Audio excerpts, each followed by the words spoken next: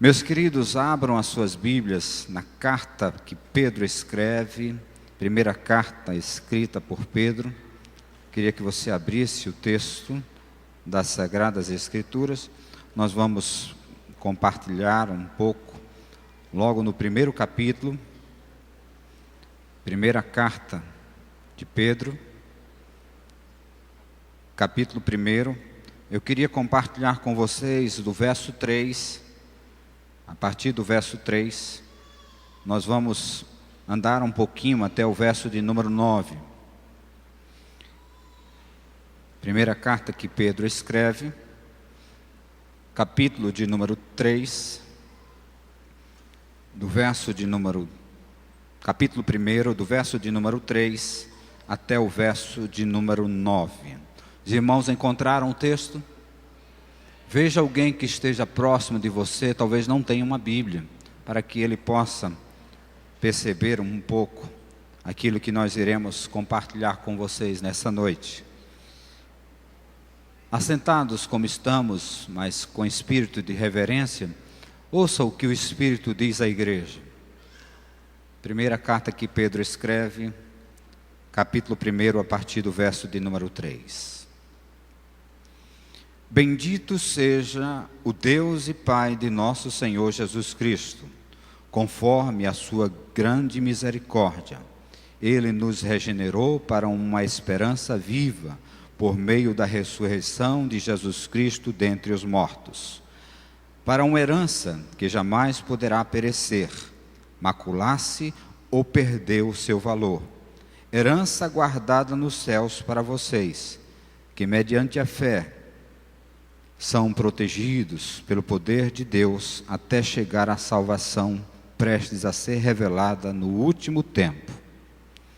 Nisso vocês exultam, ainda que agora, por um pouco de tempo, devam ser entristecidos por todo tipo de provação.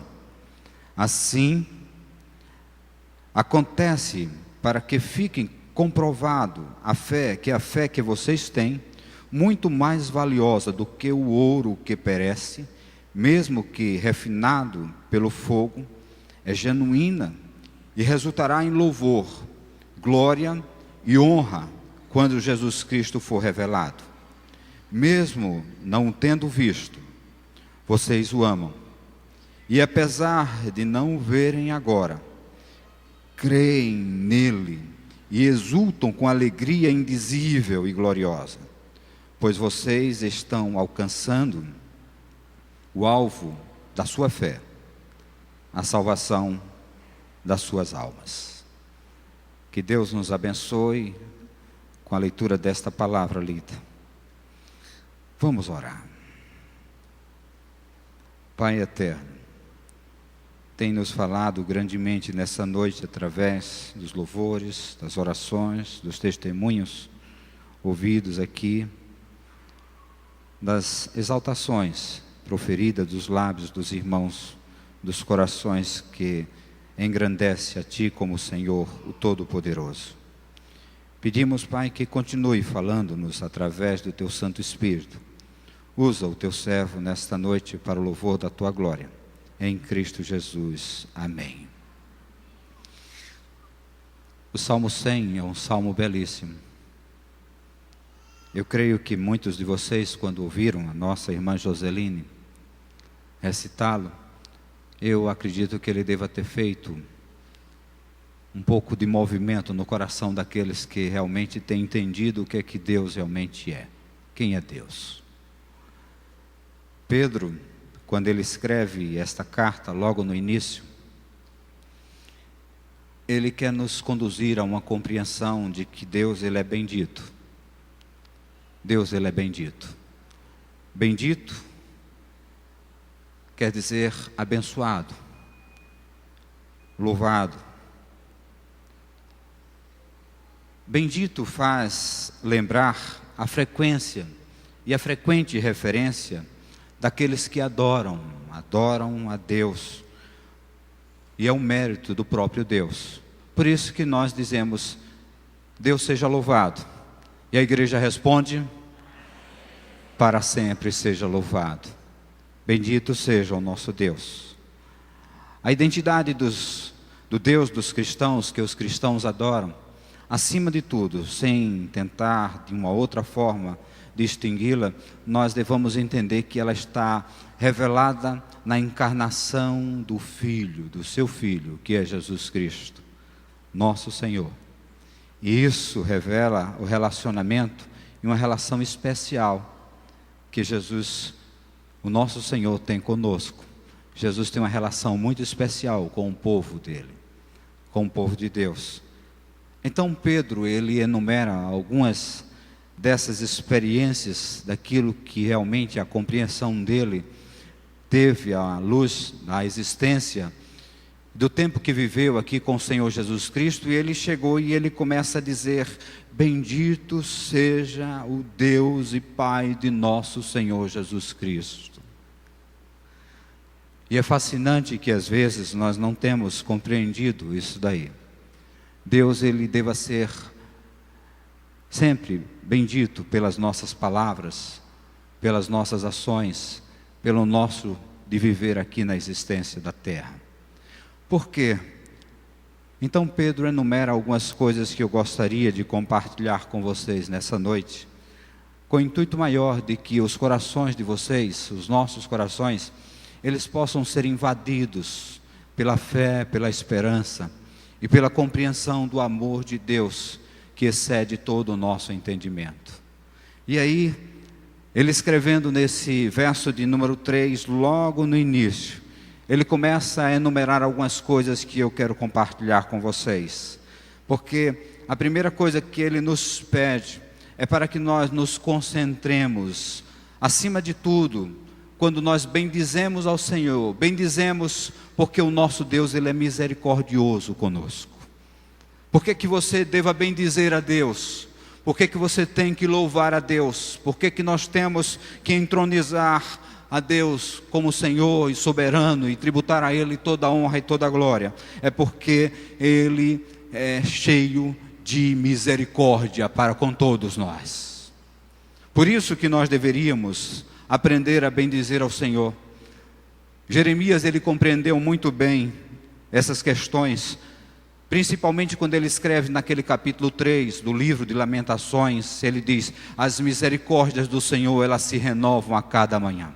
Elas se renovam a cada manhã. Então, é uma compreensão que nós devamos ter, porque nenhum filho, ele tem razão de orgulhar-se de ser filho, mas nós devamos nos orgulhar, porque acima de tudo, nós fomos gerados por um Pai amoroso, um Pai que realmente nos ama e acima de tudo, Ele nos enche cheio de amor, de graça e de misericórdia. Por isso que Ele é misericordioso. Então, a graça e a misericórdia de Deus já te alcançou. Ela é a única explicação que nós devamos passar para os outros e explicar para os outros por que nós somos cristãos. E você deva dizer: olha, eu sou cristão e eu bendigo ao Senhor porque Ele foi compassivo para comigo, Ele tem sido compassivo para comigo, Ele é muito misericordioso e não tem nada que possa explicar essa piedade dEle para comigo, nada que possa mostrar em mim, que Ele possa dizer que eu poderia realmente ser o alcance ou ter o alcance da sua misericórdia, a não ser a compaixão dele para com todos nós. Então Pedro fala primeiro sobre isso, dizendo: olha, se você deva bendizer ao Senhor, então bendiga porque Ele é grande em sua misericórdia. Então diga para alguém que está do seu lado: Deus, Ele é grande em misericórdia para com você. Grande em misericórdia para com você. Talvez alguns não tenham compreendido, mas é isso que Pedro nos orienta, nos ensina. Por isso que você deva bendizer ao Senhor. Mas não só por isso. Ele nos leva a uma outra compreensão nesse verso de número 3. Porque agora ele nos arremessa para algo que só Deus pôde fazer. E isso é incomparável. Porque ele fala agora da incomparável ressurreição do seu Filho, Jesus Cristo.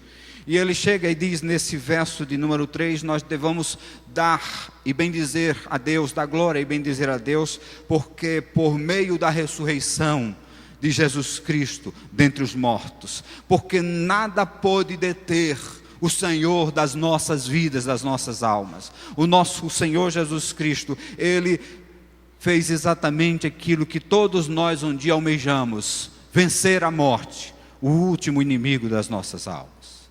Talvez vocês não entendam um pouco sobre isso daqui, mas deixe-me falar dentro de uma forma poética para vocês.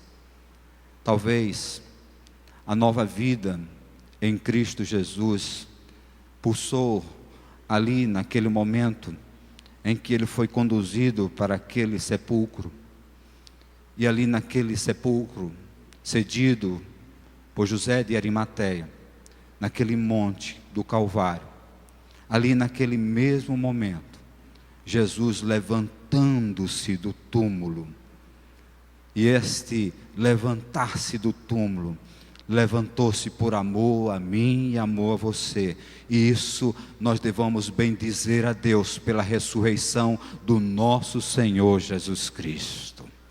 O nosso Senhor Jesus Cristo, Ele transpôs todas as coisas que realmente, às vezes, limitam o ser humano, a dor, o pesar, mas acima de tudo a morte. Por isso que Paulo, escrevendo aos Efésios, no capítulo 2, você pode muito bem dar uma lida nesse texto.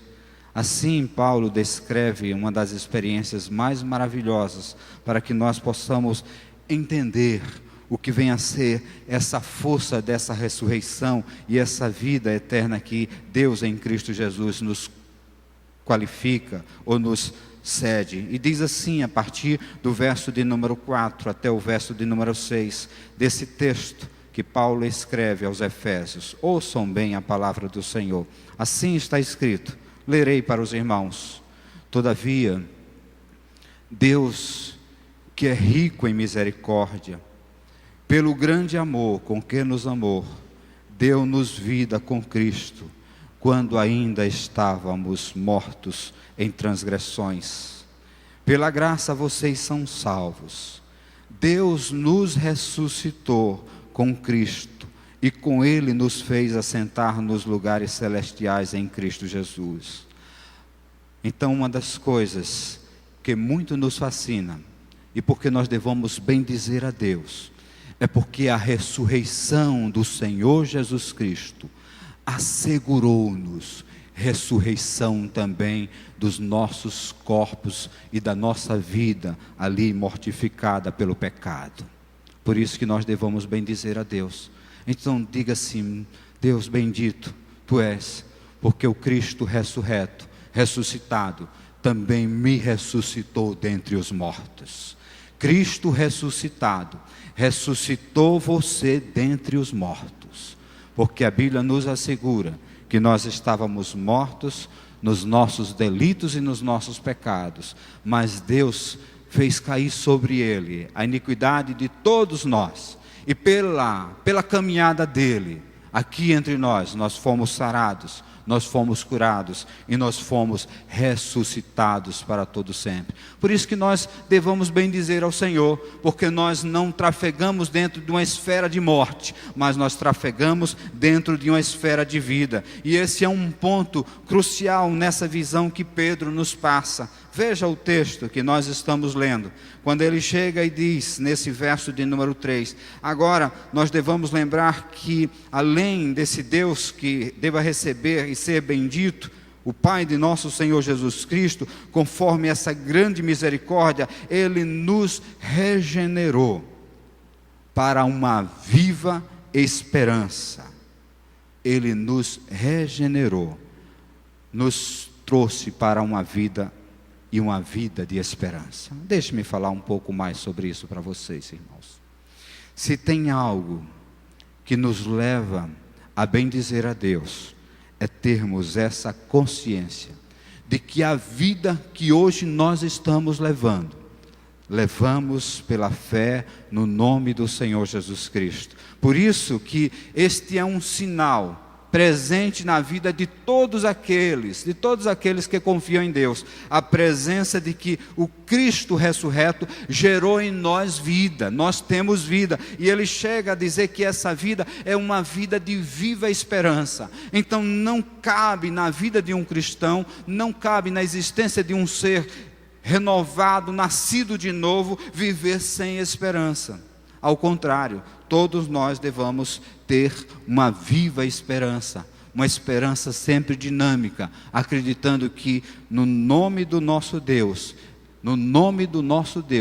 através do Senhor Jesus Cristo, todas as coisas se tornam possíveis.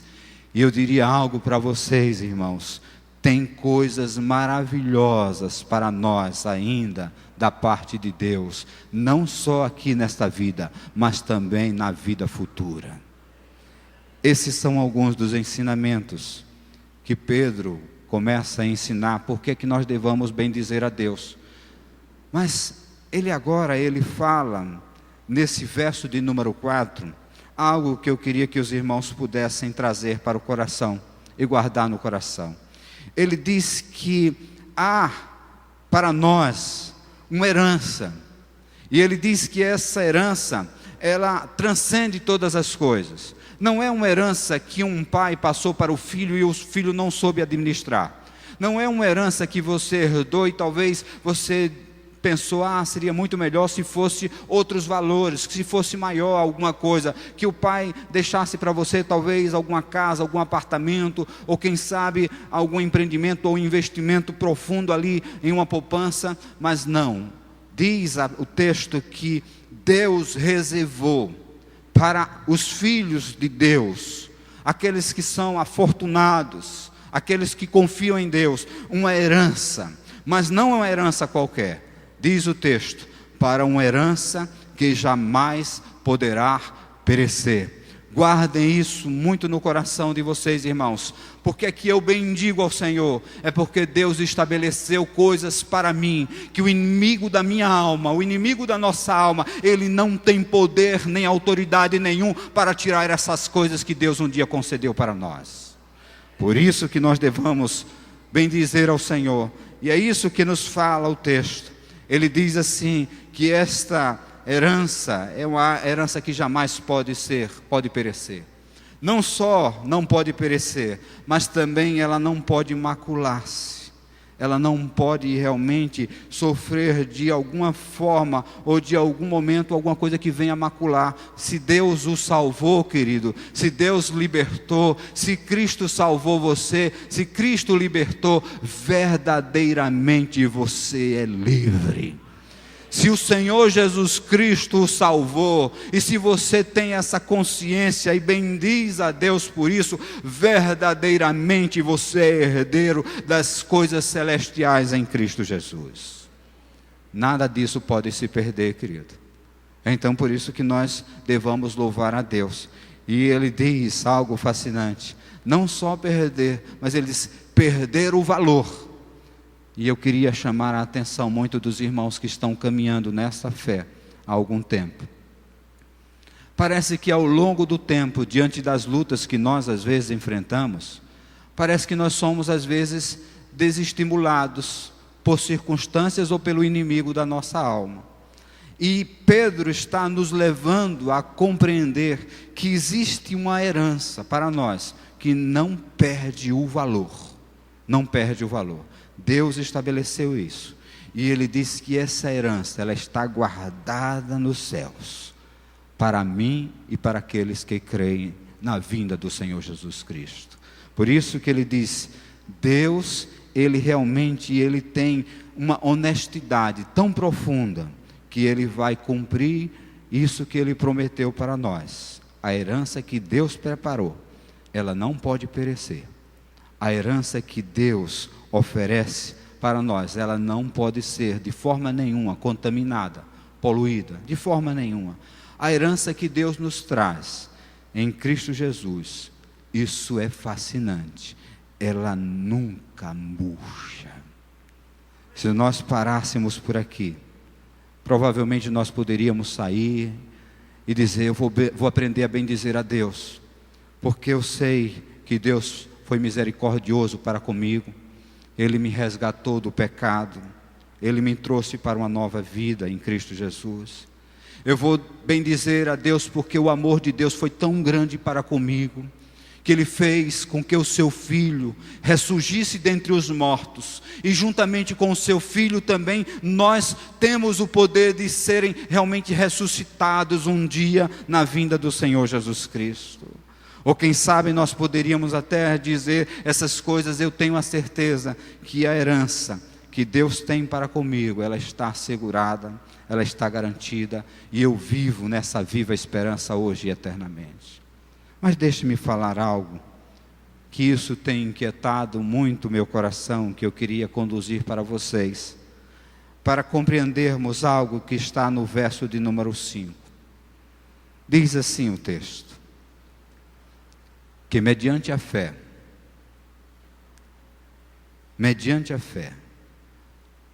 são protegidos pelo poder de Deus, até chegar à salvação, prestes a ser revelada no último tempo.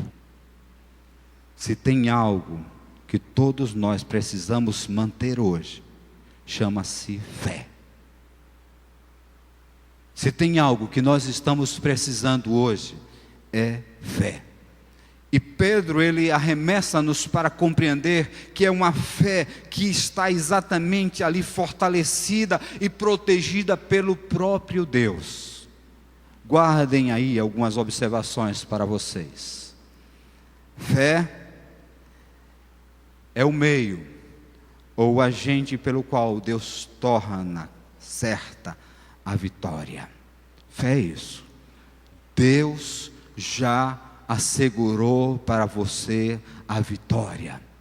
Nós somos vitoriosos em Cristo Jesus. A fé depende da capacidade interior e de ver o invisível.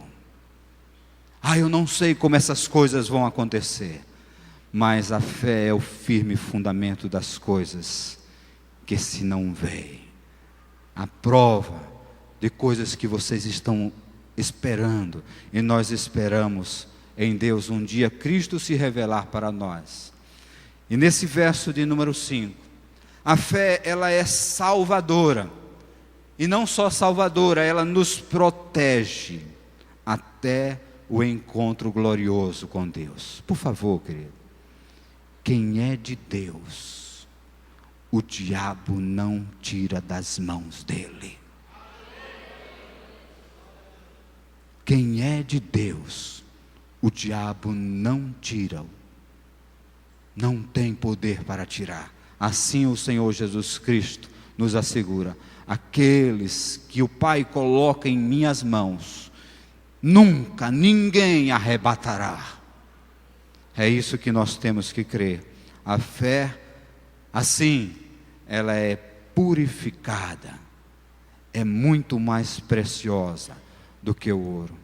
Deixe-me dizer algo para os irmãos que eu estava ouvindo há algum tempo, e eu queria muito que os irmãos pudessem guardar no coração, porque nós estamos precisando de fé mesmo. Por favor, às vezes nós estamos querendo simplesmente achar que Deus tem que nos dar certas coisas, e muitas vezes Deus está dizendo para nós: filho, muitas vezes você nem crê no que eu posso te dar. Como você pede coisas que nem sequer crê que eu posso fazê-las? Então, por favor, alguém já disse que a fé é a moeda que trafega nos céus. É a moeda de valor que trafega nos céus. Então, se tem algo que está trafegando lá nos céus, é a fé que você tem no bendito Deus, o poderoso, no nome do Senhor Jesus Cristo.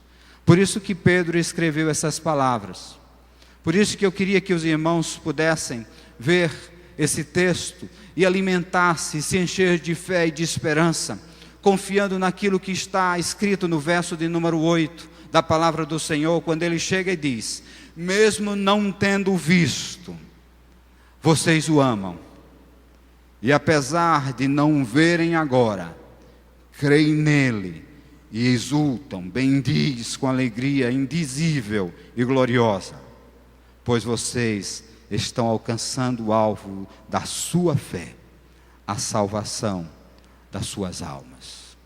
Deixe-me falar algo para vocês. A fé, ela inspira. E a fé, ela inspirava os discípulos do Senhor Jesus Cristo.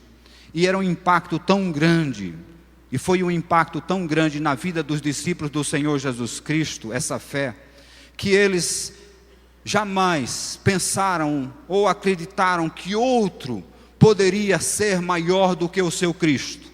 Nem Moisés, nem Elias, nenhum dos profetas, nem o próprio Abraão era maior do que o seu Senhor, o nosso Senhor Jesus Cristo. A fé inspirou os discípulos a acreditarem que todas as pessoas estavam abaixo da pessoa do Senhor Jesus Cristo. Eles acreditaram e foram inspirados a acreditar que não haveria mais necessidade de um outro Messias, pois Jesus Cristo, o Messias de Deus, já tinha chegado e era inconcebível esperar outro Messias. Era necessário, não era necessário mais que houvesse ninguém, porque o Senhor Jesus Cristo já era tudo para eles. Fé é nós trafegarmos nessa vida, lembrando que Jesus Cristo é tudo para nós. Trafega aqui, meu irmão, anda aqui nessa existência, lembrando que Deus em Cristo Jesus é tudo que nós precisamos.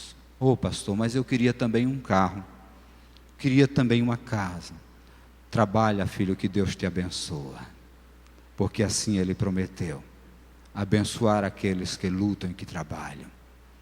Sejam honestos para que quando Deus quiser derramar a graça e a bênção sobre você, o inimigo da sua alma nunca possa acusar você diante de Deus. Então confie em Deus, porque a palavra de Deus nos assegura, se tem alguém que um dia pode nos garantir segurança, é a pessoa do Senhor Jesus Cristo no estágio final. Se tem alguém que um dia vai julgar o mundo, no final de todas as coisas, esses discípulos, eles acreditavam que era esse Senhor Jesus Cristo. Se alguém deve ser apontado como o Messias, o Cristo, o Salvador, esse, como Filho de Deus, é o Senhor Jesus Cristo. Por isso que nós devamos agora ter essa fé, a fé que nos leva a confiar nele. Não devamos ser agentes de viagem que falam sobre coisas e lugares que nunca foram visitados por nós.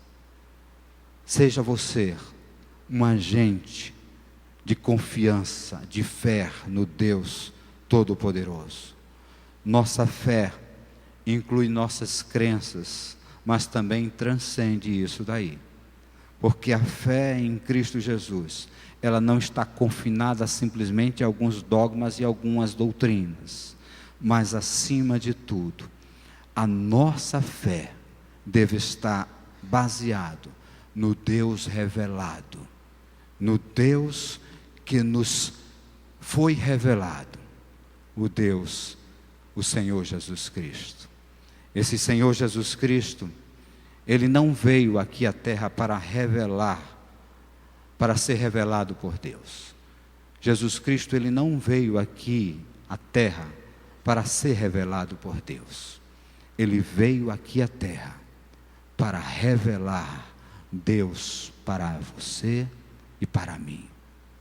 O Pai amoroso, o Pai bendito. Por isso que Pedro, ele chega e começa dizendo: bendito seja o Deus e Pai de nosso Senhor Jesus Cristo.